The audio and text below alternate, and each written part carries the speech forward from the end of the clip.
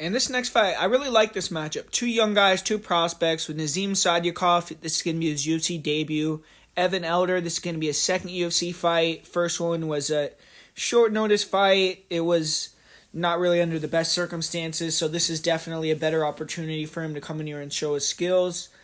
But yeah, I really like this fight from a matchup perspective. I think that Nazim Sadykhov is a very good fighter, skill-wise, but I think he needs to work on his cage wrestling for sure. It seems like he really struggles to get his back off the cage and is just too nonchalant, allowing guys to hold him there, and he will lose a lot of time in the rounds and a lot of time in the fight just getting held against the fence. But he's pretty tough to take down, especially against the cage. I've seen a few guys take him down, and he hasn't necessarily fought the greatest wrestler, so it's hard to say his takedown defense is super, super good, but it looks good, and he looks strong.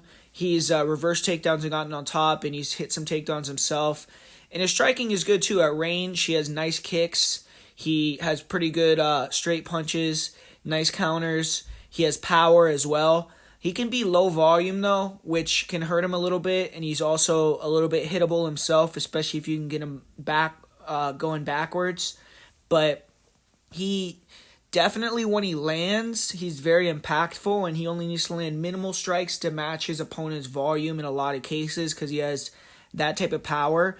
He also will wear on guys that want to take him down just by, even though he's getting held in the clinch, he's landing some knees, he's denying some takedown attempts, and when they get back to space, then Sadykhov can really start to go to work, and that's why you see him having a lot of late finishes and also having some late submissions because he'll break guys down and then they start shooting bad takedowns, and that's when Nazim can get on top and work that top grappling and end up getting the submission. So I think he's a very sturdy guy because he's durable. He is someone that has solid offensive top control, offensive grappling skill, good defensive wrestling, and he also has good range striking. It's just he has low volume.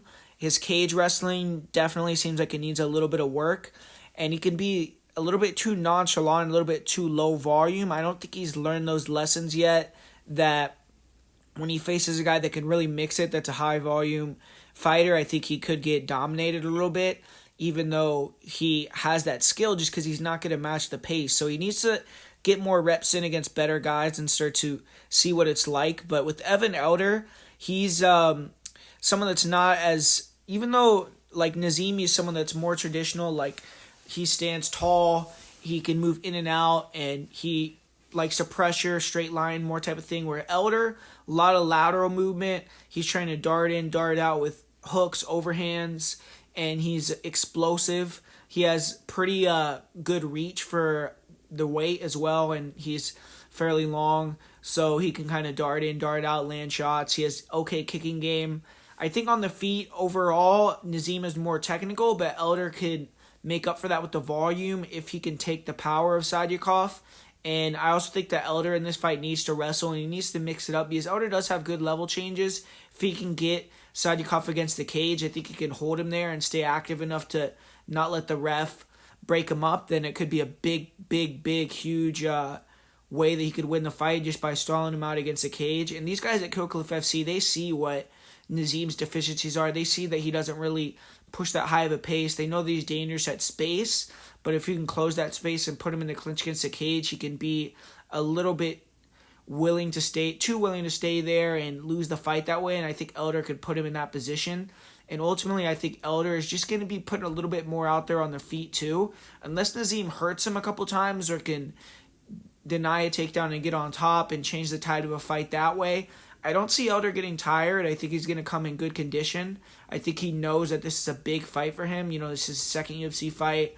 Had a bad showing his first one. Now he needs to come in here and come back, get a win, show everyone what he's about. And he's young. He's 25, 26 years old, so you know he's going to be well-conditioned and come in here with an edge. And I think Nazim is the better fighter, honestly. But I just think that the things that I was saying, the lack of what's the word I'm trying to think of? Like, he's just not, he doesn't go for it enough, in my opinion. I think he's too nonchalant is the word that's coming up in my head. Urgency, that's what I'm trying to think of. Like, he doesn't have that urgency, man. He doesn't have that urgency to go for it at certain times. I think Elder's going to be a little bit more active. I think he's going to steal it on points in a fight where Sadykhov probably looks like he is the better fighter and should have won the fight. And I think it's going to help Sadykhov in the future. But I think in this fight, I think Elder's going to get him here by decision. And I'm going to go with Evan Elder to win in a slight upset.